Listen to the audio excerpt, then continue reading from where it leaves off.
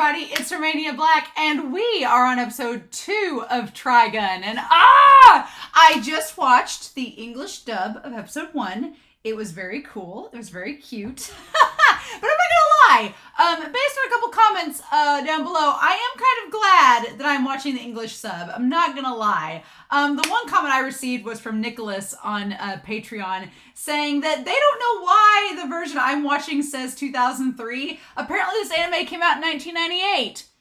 I don't know why it says 2003 either. It just says 1998. They say on Hulu it says 1998, and on Crunchyroll it says 2003. I don't know why. It feels more like 1998, so I was like, okay, well that would make more sense. But honestly though, I'm talking about voice actors, because Woosh and Sweebian over on Patreon, I was saying that I kept wanting to figure out who the voice actor was in the Japanese sub for Vash. And they said that the voice actor is Onosaka Masaya, who has done other voice acting, lots of voice acting from 1998, 1996, even all the way to 2023. That is a long voice acting career. But what got me was that they voiced Vash in the 1998 version of Trigun, and then they also voiced Shinji Hirako from Bleach, which I grew up on the Bleach dub in English, so the voice actors in Japanese for Bleach I don't know as well as the English voice actors, if I'm being honest. And so, but they voiced Shinji from Bleach, Yasuda from Slam Dunk. They were also Jedite from Sailor Moon. I was like, of course. But the funny thing is that now, back in 2003 to 2010, they were voicing Shinji from Bleach, and now they're voicing Shinji again in the current Bleach Thousand Blood War arc. But they voiced Vash the Stampede back in 1998, but in the Trigun Stampede series, they're just a radio DJ. I was like, ah! So I don't want to know who the voice actor for Vash is in Trigun Stampede. I don't want to know that. I just happened to see that on the voice credits for Mr. Osaka, and I was like, oh, Onosaka, and I was like, oh, I'm just like, that's so funny that the show Bleach got him to come back to voice a character he'd done 15 years prior, but Trigun was like, Anna, just we're gonna get somebody different, which is fine. It's fine. That happens a lot with series where the original voice actor or the original actor doesn't play in the reboot or the sequel or the alternate universe, whatever, what have you. But I just find that really hilarious that he's a radio DJ in Trigun Stampede when he was the main character in the OG series. I'm just saying, it's kind of funny. But Woosh and Sweebian was telling me that Johnny Young Bosch voices Vash in the English dub. I will give Trigun credit, because this seems like it was Johnny Young Bosch's role before Akira and before Bleach. Because I didn't quite recognize him at first. I was like, oh, that is Johnny Young Bosch. Oh, wow. He doesn't sound exactly like Ichigo. I feel like ever since Bleach, Johnny Young Bosch, every time I hear his voice acting ever since Bleach, all I can think of is that's Ichigo. That's Ichigo. And maybe it's from watching 300 episodes of him in it that it's seared into my brain. But his voice is a lot harsher as Ichigo than it is as Vash in this series. And it almost feels like this was one of his earlier roles. And then he did Akira. And then he did Bleach. Or he did Bleach and Akira around the same time. Because that voice acting is very different than the one for Vash. And maybe as I watch the English dub, it will change. But I'm glad I'm watching the Japanese sub, because now that I know who Onosaka Masaya is, I still don't feel like it's one of those voices where I'm going to sit there the whole time and be like, oh, that's Ichigo from Bleach. And it won't be distracting. I feel like if I had started with the English dub now, my whole reaction would be me making commentaries and connections to Bleach when that's not necessary. So I appreciate this being a role that I'm not used to, and that I won't be constantly making comparisons to other series with that voice acting. I'm glad for that, right? I'm glad for that. That makes me feel better. So, but that's so interesting to know, right? So we've met Vash. He's in this wonderfully 90s aesthetic of a Western meets insurance, and Meryl and Milly are working for an insurance company trying to do 24-hour surveillance over Vash the Stampede to prevent disasters from happening. Meryl is not quite sure that this kind of trolling blonde is truly Vash the Stampede, but we, the audience, know that yes, the $60 billion man is him, though he seems to be quite mysterious and seems that trouble follows him, but he doesn't go out seeking trouble. So lots of questions. Like the very first episode was a really good setup of the world, of the humor, of Vash's mysterious yet fun yet sometimes serious character, and of Meryl and Milly. So it was a very good pilot episode to get you going, I want to know more. And now I want to know more. So that's where we're at. But I'm really excited, y'all. I hope you all are too. So we're not going to waste any more time, though. We're going to dive right in and see what happens. So let's not waste any more time, shall we? We are going to start Trigun, the OG series, episode 2. And we're going to do that here in 3, 2, 1. And let's do this, y'all.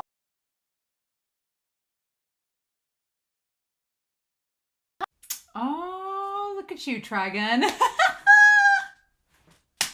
This episode was a lot of fun. A lot of fun. And here's the thing. The second episode of series always has to do several things, right? I don't know if you all have noticed this, but the second episode of any anime series, I feel like a lot of people, the second episode is always like the follow-up to the pilot, so it's weird to follow up the very first episode, so what do you do for it, right?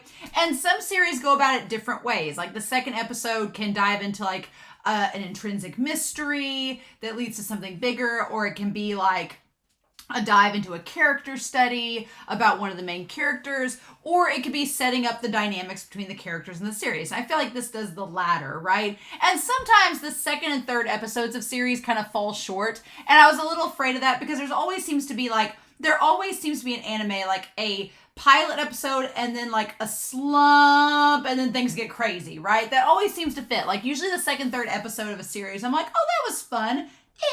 But, you know, and there's exceptions to the rules, right? This was very much an exception because I went into this episode being like, okay, well, how do we follow up the first episode? Is it going to be anything good? And this was not only hilarious, but it's setting up the dynamic between Meryl and Vash, and I love it. I'm kind of rooting for them, but then I'm also kind of like, when the episode ended, like the whole episode, I was kind of rooting for like the Vash and Meryl ship. I'm like, oh girl, you are so tsundere, you don't realize. And maybe tsundere is not the right word for it, but I'm like, girl, you don't realize like that it is Vash right in front of you. And that's clearly going to be the big thing this season, is getting Meryl to believe that it is Vash the Stampede. And I was like, girl, he's right there in front of you, can't you see? But the funny thing about it is that not only is it Vash, but Vash doesn't seem remotely interested in Meryl. And I'm like, they could do one of two things with this. They could either develop Meryl and Vash's relationship over the course of the series and to the point where it could become a ship, and I'm all for it. But if they totally end up just being friends, I'm fine with that too. I'm fine with that too. If Meryl and Vash just end up becoming platonic besties, I'm totally fine with that. If they end up becoming a romantic ship, I'm fine with that. If Meryl and Milly end up being a romantic ship, I'm fine with that. Or if they're platonic besties, I'm fine with that. Basically, I'm fine with any ship that comes my way in this series so far. I don't have an OTP is what I'm saying basically throughout this. But we do learn some things about the characters that are very interesting. I want to go back to the very beginning. Man, at the start there, they really make you think that that is Vash from the get-go. I was so convinced. The show totally fooled me. I was like, well, Vash got shot in the shoulder. But why is the one Cliff guy holding him in his house then? What's the deal? And then when you find out that no, it was actually Marianne, the marshal, the whole time, and that she puts her hair up in the ponytail and has the red coat on too, it all makes sense. But man, the show does a really good job of faking you out. I was thoroughly convinced that it was them. Truth of mistake. I just love the concept of this. We talked about the 90s insurance company, how that is a very 90s thing. The monopolizing of water is a very now thing. I don't know if you all have watched the news in the US. I don't know how it is in other countries. But in the US, out in Utah and stuff, there's like a major water crisis that's on the verge. And it's not good. And this whole episode, I was just sitting there going, wow, this is kind of either one, ahead of its time, too on the nose, or 3, this has been a problem for the last 20 years, and that makes me very sad. And it could be all 3, and that just makes me very sad. I was like, oh no. Because my mother actually works for a water company, and it is like a thing where there is a water, water is a natural resource, but it is also a commodity. You pay a water bill every month, and it's just kind of this insane thing that you're paying for water of all things. But yeah, it is a resource that is sadly scarce in a lot of areas. And so they get to this ghost town. I do love the fact that the little Thomases, the things that they're riding on, have 2 different colored masks. I think that's kind of cool. And so give these girls credit. Despite being like dying of thirst. And I love the gag of pulling up the well water and the bucket just has like a hole in it and rocks. Great gag. Love it. But despite that, these girls are dedicated and they are damn sure that they're going to get those donuts to Vash the Stampede. They've got a stash of donuts back there in those Thomases, and they are ready to go. Every give and take that they can to get those donuts to the right guy. And so far, they've managed to get the donuts to the right guy every time. They just don't realize it. It's like, oh, girls, what are you doing? I love it so much. But yeah, and then there's these like randos that go by, right? These random exposition givers that say first the water dries up and then the legendary outlaw shows up. You know what it reminds me of? It's very vaudeville. It's very old school. Like when you'd have characters show up, it almost, we saw this back in the 1920s and 30s in shows, but it relates back to like the age of the Greek choir and the choruses and dramas where you would have a chorus of people come up and be like, here's the exposition, here's what's happening, and now we're going to go so you can carry on with the story, and just get the audience up to speed without having to like spell it all in black and white. And this traveler with the little kid and the black cat that seems like it's a recurring character in every episode, they very much are like the Greek choir here, like coming up being like, oh, the water's dried up, but the legendary outlaw's here. What will happen next? And then they're never seen again. Like as an English teacher and someone that teaches drama, I love the incorporation of like little classical elements and storytelling like that. And this story is just campy enough. You can get away with it. Like it's just goofy enough and funny that you can have a character set like that and it totally work. I'm all about it. I was like, yes, please. The town is finished and it's like the end of the world. So cute. I love it. And then they're like, oh, Vash is here. Got our donuts ready to go. We can get water from that mansion. I absolutely love it. And the little water tower you can see on the side of the mansion. That's great. And they talk about being thirsty. And they heard Vash the Stampede was here. And of course, who opens up the door but Vash the Stampede himself with the glass of water for the ladies. I love that Vash is very just like out here in the open, surrounding them, like just right there, just right in front of them the whole time. But they are not convinced that it's Vash because he's such a goofball. How could a goofball like this be the $60 billion man? He's like, oh, I'm the hired bodyguard, Ace Gunman. What an alias, right? And what I love about Vash, he's got the little beauty mark. What I love about Vash is that his character is so bonkers. Like he seems like a prototype when you see Gojo in Jujutsu Kaisen, or when you see like Shigure in Fruits Basket, or like a goofy character that has Ishin from Bleach, like a goofy character that has this persona on the outside of just being this chaotic ball of trolling. But the moment you like scrape just barely under the surface, suddenly there's a whole nother personality there that's being hidden. And I love that about Vash's character so far, is that he's such a goofball and such a troll. But then in this episode, there's those little glimpses of little things about his character that you're like, oh, okay. And we're getting little crumbs as we go, right? And I love that. I just love how cynical Meryl is around Vash. She's like, you, a bodyguard? I just love it, right? I want to cosplay now. Honestly, looking at Meryl standing next to Vash, I want to cosplay of Milly as Hanji Zoe, of Meryl as Levi, and as Erwin as Vash. I think that is a very fair cosplay. I want fan art of it. I need fan art of it. If there are any, please share in the Discord. I need this in my life. But just him with the donut in his mouth. It's so cute. And make note, Vash loves donuts. And I love he offers Milly one of their own donuts. And she's like, sure. I'm like, you guys brought the donuts yourselves. And Meryl's like, enough of this. And she just won't believe that it's Vash. One little thing that's kind of nice about this is that this series, in true 90s fashion, is all about the details. One thing I love about 1980s, 1990s animation, especially Japanese anime, is that it's so hyper detailed. It's a lot of modern anime can be minimalist at times, which is fine. It's a stylistic choice. But I love 80s and 90s animation, both anime and even like Oliver and Company, Disney's, like that grungy 80s era where it's so hyper realistic that everything is like so super detailed.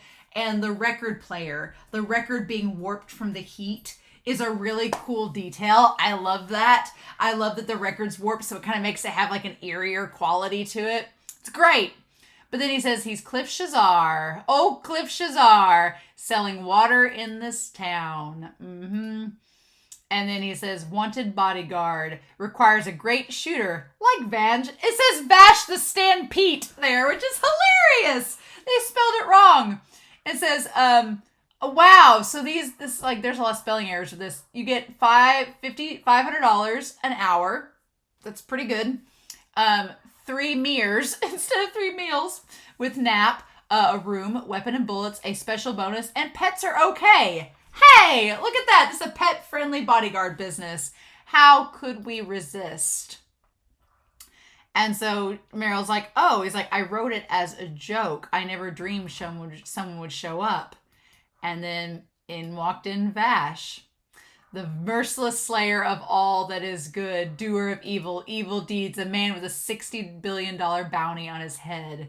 Now, that whole jargon there where he says the doer of evil, the vanquisher of good, like everything he just said, saying it so pompously there, shows that he's the exact opposite of the persona that's been given to him. But he does so, he's like, that's me. Like, yeah, I love it. He's like, what a nice, dependable guy. And Meryl's like, we need to talk. Meryl's like, you've been had, sir. And then we have Marianne. Now, one big thing about Vash that comes out of this episode is that Vash, even though he has the reputation of being a womanizer, I don't think that's the case. But Vash does like the ladies. And he does like develop an instant crush on Marianne, Ara Kazan, who is the granddaughter of the director of the Stanton Federal Bureau, where he's like, oh, like he does form a crush on her. And at first it seems like just like a crush for no reason, but then, or just to get closer. I thought Vash was figuring out that she was the one aiming the shot at Cliff. I thought he was out to figure that out, but turns out, no, it turns out to be a coincidence that he grabs her by the shoulder and it injures her, and her injuries pointed out. He didn't know for sure. And so Cliff says he wants to keep anything from happening to her. Cliff's design has a very like old school anime look to it too. But also like Vash instantly looking like this Bishonen character. He's like, you can count on me, Mr. Cliff. And his eyes get all steely and his features get sharp. I'm like, what the fudge? That's so funny. It's so funny. And Meryl's just like, are you freaking kidding me? I love Meryl and Vash. If they are going to be platonic besties, I love it because Meryl doesn't put up with any of Vash's shit. And it's hilarious. But if you were going to make them from insurance acquaintance to lovers, then it works too. Because I really am for couples where the main character and the other main character, they aren't like googly eyes, like mushy gushy in love with each other. It's something that has to build and they have to get to know each other. And then they fall in love over time. Like, I'm a horrible sucker for that kind of storyline. So if Meryl and Vash start out as two characters that don't like each other at all or don't really care, if they stay platonic best friends and they become best friends out of all this, I'm going to be so happy with it. But if they like develop some kind of like attachment towards each other, I'll be happy with it as well. I'll be all about it. But yeah, I just love that he's like, we go back to Vash, and he's like, that's why I need your help. And he's like, you can count on me, Mr. Cliff. And then Meryl's like, what? He's like, I don't let anyone in my sights get away, and my bullets never miss their mark. And so he aims it at Marianne, but Meryl thinks it's aimed at her, especially if it's the heart of a beautiful lady. Bang. And then she like falls down instead. I love it. And the thing of it is, the thing about it is that Marianne doesn't really fall for him by the end of the episode. She's like, a girl could fall for him, but Meryl's the one that falls for him. It's like, okay, Meryl, you keep being in denial. We know how it is. And he's like all just about it. But then I like that she pulls Cliff behind the curtain, but you can clearly hear everything that is going on. And calling him a promiscuous looking donut freak of a man is absolute insanity. And I'm here for it. I love it. I love it so much. I love it. And so Cliff admits that the whole Vash thing, it's just to throw people off and get people after him to leave because he wants to freak him out that he has the Vash the Stampede. And so he's like, it's best not to burst the bubble of an airhead. And then Meryl's like, we're sticking around too. And Marianne, I like that this show does a nice bait and switch where you think Marianne is maybe a villainous character. And then by the end, it turns out, no, she's actually working for the law. I love the little bait and switch that does. It makes you suspicious of Marianne, but then you figure out she's actually, a good person by the end. And then, man, just the banter between Vash and Meryl is just absolutely amazing. And again, I get such Sasha Browse vibes from Milly. I love it. But him going down to check on Marianne, like, you sly dog. And Milly's just gullible enough. She's like, what you doing, Mr. Vash? And he's like, I'm just patrolling. I love it. Like I said, if it had been Meryl, she would have taken the knife and just cut the rope and let him fall. Let him drop down 3 stories. Freaking hilarious. But Meryl's too busy trying to figure out what Marianne's doing. And then we get Marianne, she can't stand the idea of Cliff monopolizing the water. And there is such an interesting thing there where Cliff tries to argue where he's like, well, those people wouldn't know how to handle water. So I'm just trying to, secure it and run it safely for them. And it's like, yeah, but it's not yours to run. It's a natural resource. You shouldn't get to control it. It's not yours to control for them. And while I don't feel bad that Cliff gets left by himself to eat the dinner, I do feel bad that Milly and Meryl went to all that trouble making all that food and nobody's going to eat it. I was like, man, that's so wasteful. Hope you gave it to the town, but then the town flooded, so that wasn't the case. And then I like that Vash, he's like, oh, I've instructed Marianne to keep her curtain drawn so that nobody can peek in on her. And he's like, oh, well, why would I have done that? What? I would never impugn on a lady like that. Mm-hmm. And then he goes out to see Meryl and Milly. Who, girls getting takeout. Like, they just made that whole food and getting takeout. I'm like, I can't relate. I'm not this type of person. When I cook, I'm like eating the food like half the time I'm cooking. My mother, on the other hand, she's one of those people like when she cooks, she's like, oh, I've cooked so much I don't even want to think about the food anymore. I'm like, not that type of person. But I get what they're doing with the takeout. Oh my God. I just love the phrase that Milly says. She's like, Milly says, if it's not him, if he's not Vash the Stampede, it has been a nuclear waste of time. A nuclear waste of time, maybe my favorite phrase now. I'm just like, that is amazing. A nuclear waste of time. Absolutely hilarious. And then we see Marianne like revealing that she's the one that was shot. And it's like, ah ha ha. And she puts the gun away like she was getting ready to do something. And then she talks to lets Vash come in. Mm-hmm. And so here's the crazy thing. I thought that Vash the whole time was trying to figure out that she was the one that shot Cliff, right? But that wasn't the case. He was just having this conversation with her, like having a moment, right? And he's so stoic there, right? She's like, I was thinking of home, even though none of the thoughts were pleasant. And he's like, the thoughts of home are proof of a journey of the heart. So we know nothing about Vash. We know nothing about his home, nothing about where he's from, or why he's on this quest, what he's on a quest to do. We have no clue, no idea. We just, the thing is the thoughts of home are proof of the journey of the heart. All right. And she's like, yeah, well, I want to travel by myself here and there. I feel like that was such a telling line where she's like, I want to travel by myself. Not with you. Like, I feel like that was a very subtle hint of I don't want you with me sort of thing. But then she looks over, but I couldn't persuade my father. And he's so serious. She's like, so I go from house to house staying with friends. He's so serious looking. And she's like, this is hardly what I'd call a journey. But he's so serious looking at her. Like, she's like, are you trying to like blue steel me, sir? What are we trying to do? And then him grabbing her. I thought he was going to kiss her. And that's when she winces when he grabs the shoulder. And then I thought, okay, well, maybe he's trying to figure that out. But no. He says, someday you'll be able to go on a real journey.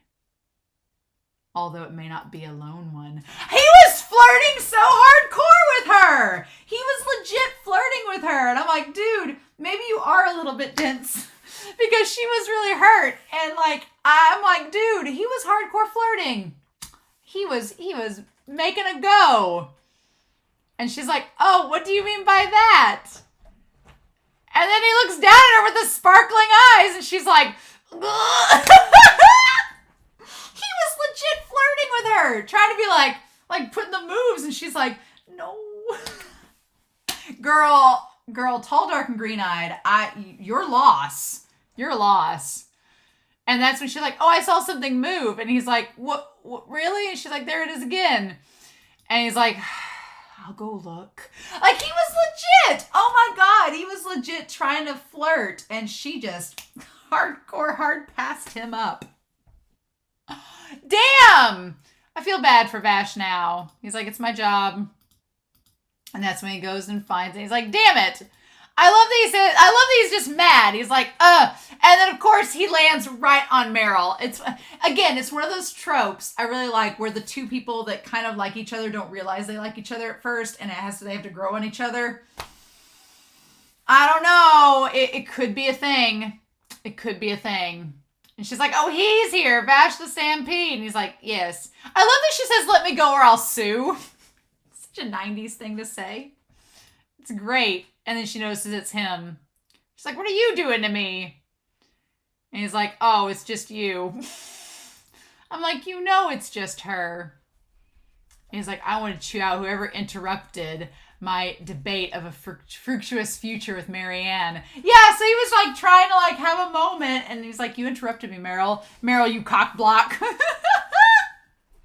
She's like, do you really have a clean conscience? He's like, well, not where Marianne is concerned. And he's being legit. I'm like, dude. I love that Milly's like, I had no idea you two were so friendly, ma'am. Milly's trying to support it. Milly's trying to ship it. Give Milly some credit. I love Milly, our homegirl. She's great. She's doing her best, y'all. And then Meryl's like, have you been paying attention? We don't like each other. It's like, you do. You guys so do. It's great. He's like, Marianne, don't you worry your little head. I caught the culprit. Who you calling a culprit? I love it. And that's when they realize that she's flown the coop. She's like, well, what do we do now? And he's like, I was so worried. And that's when they discover the whole thing about the bandages and the dress. And Meryl's like, well, I've been on to her this whole time. Something's amiss. This is more than circumstantial evidence. I love it.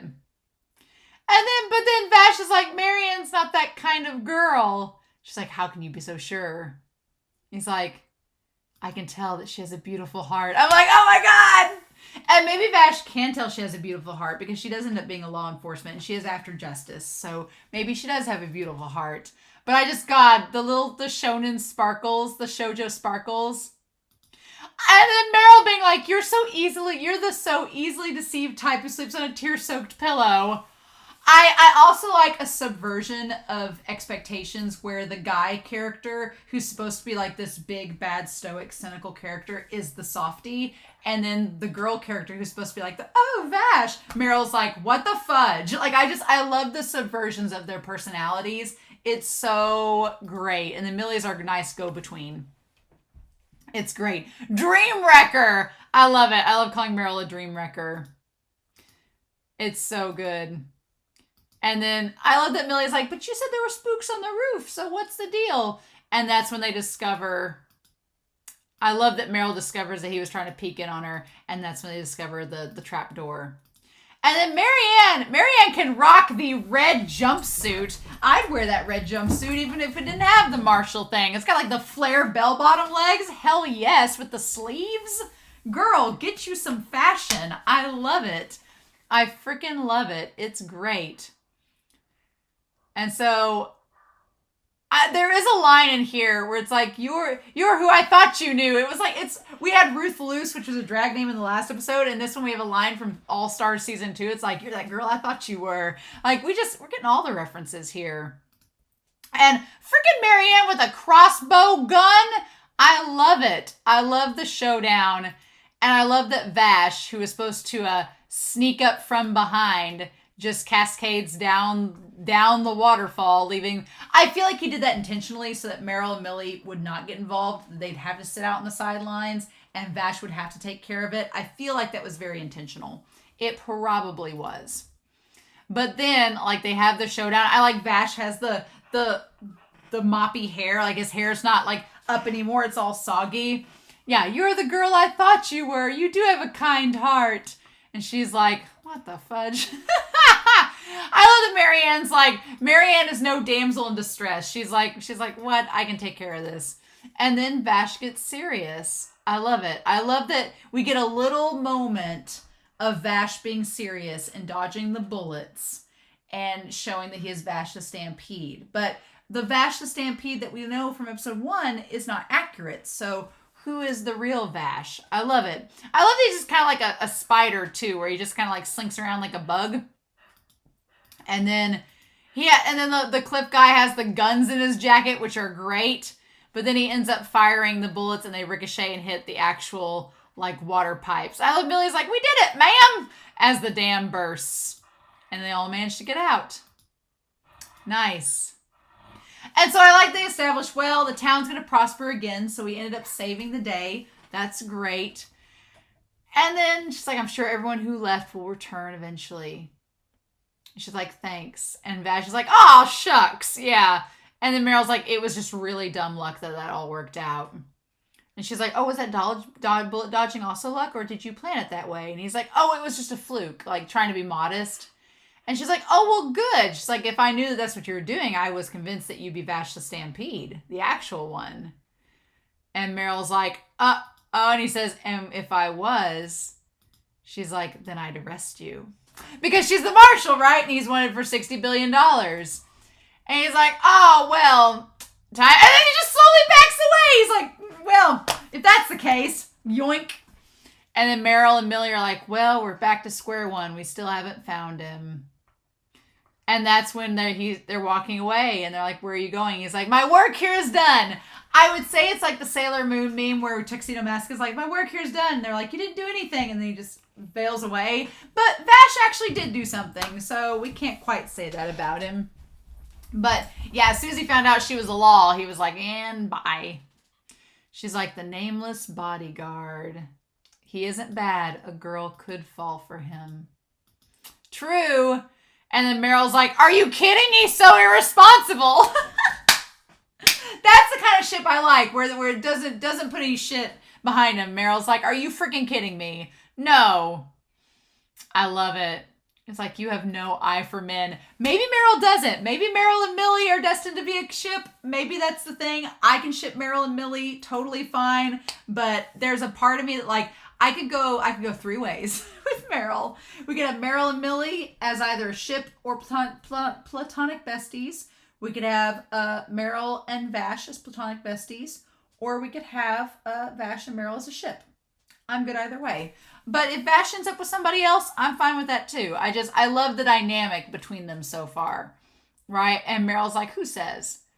I like this, like, someday you'll see. And Meryl's like, yeah, rather not. I like that on the one hand, the Marianne's trying to predict the ship between her and Vash. And Meryl's like, yeah, sure, we'll see about that. I love it. And Milly's like, don't let it get to you, ma'am. And Vash saying, I was so sure it'd work out. She was such a cutie. But it wouldn't work out. I don't want to get arrested.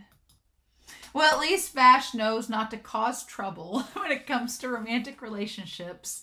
I'm wondering if he has experience. This one would probably be blamed on me too. Yeah, I'm pretty sure it's going to get blamed on him and added to it. Which again is funny because it establishes that even though things that have no direct correlation with Vash end up getting blamed on him anyway. So funny that, right? Funny that. But yeah, this was a great episode. I really liked what it did for establishing the dynamics between Vash and Meryl, with Milly involved, and just establishing little things about Vash that he does like ladies. He's not opposed to flirting in public, but also he's very serious and stoic, but has a goofy side to him too. Like, I love it. It's just warms my heart. I like that about old Vash. So yeah. So that's really cool. But yeah, I really like this episode. I thought it was a lot of fun. Lots of fun dynamics. Things being set up with our characters and their relationships with one another. How about that? So I'm curious to know your thoughts below as well. Please no spoilers, but I hope you all enjoyed this reaction discussion, and I look forward to reading your comments down below. In the meantime, I hope you all have a wonderful week.